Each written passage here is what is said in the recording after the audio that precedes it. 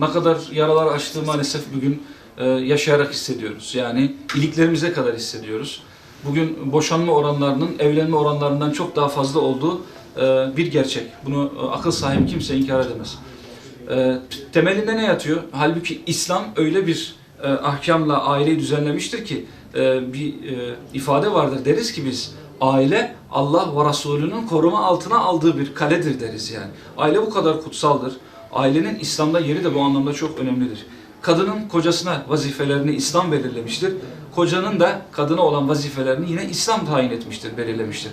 Hatta özellikle eğitim sürecinde yurt dışında bulunduğum için biliyorum. Orada kadın hakları ve aile hukukuna dair veda hutbesinden hep alıntılar vardır asıl itibariyle. Şimdi baktığımız zaman İslam bunu tanzim etmiş etmesine, kadına kocasına karşı bir görev addetmiş, vermiş ve kocasının da ailesine yönelik bir takım farzları vardır, yerine getirmesi gereken hususları vardır. Ama görüyoruz ki demokrasinin bizatihi kendisi, laik düzenin bizatihi kendisi, kaynağını özellikle vurguluyorum. Çünkü Müslümanların ailelerinin paramparça edilmesinin temelinde yatan şey demokratik sistemin bizatihi kendisidir. Şimdi muhterem, biz eğer ki sonuçları konuşur ama müsebbibi konuşmazsak vallahi vebaldir. Allah Azze ve Celle bu ilmin, bu bilgiyi bizden hesabını sorar. Dolayısıyla İstanbul Sözleşmesi Müslümanların ailelerini parçalamak için var edilen, konulan bir maddedir. Bu madde gücünü demokrasiden, özgürlüklerden almaktadır. Ailenin kocanın kadına, kadının kocaya olan vazifelerini, o hususları, esasları yerinden oynatarak aileyi parçalamayı murad etmektedir. Ki inanın demokrasinin ve laikliğin genlerinde sadece ve sadece zulüm vardır. Dolayısıyla ailelerin parçalanmasını istiyor olmaları da bundan kaynaklıdır. İstanbul Sözleşmesi baştan sona fasittir ve aileleri parçalayan bir dinamit vazifesi görüyor adeta. Ama Allah için bu hakikati, bu gerçeği Müslümanların gündemine taşımak lazım. İstanbul Sözleşmesi uygulamada var olduğu müddetçe biz çok aileleri kaybetmeye devam edeceğiz. Düşünebiliyor musunuz? Yani siz kızınızı bir haber sayfasında okumuştum. Kızını nahoş bir davranışla yakaladığından ötürü vuran, onu tedip eden baba cezaevinde. Düşünebiliyor musunuz? Siz eşinize karşı biraz sesinizi yükselttiğiniz zaman sizin ailenize yaklaşmanıza müsaade edilmiyor. Bu yasa çerçevesinde söylüyorum.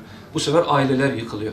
Dolayısıyla İstanbul Sözleşmesi kadını korumak için değil, aileyi korumak için değil, bilakis kadının üzerinden ve maalesef ailenin parçalanmasına kadar böyle hüsran dolu sonuçları doğuran bir madde. Bu hususa dikkatleri çekmek lazım.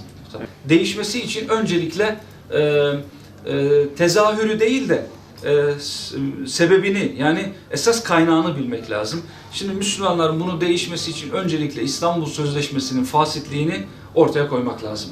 Aileyi temelinde dinamitleyen bir gerçek olduğunu Müslümanlar fark etmeli. Yani aileyi koruyoruz, kadınları koruyoruz.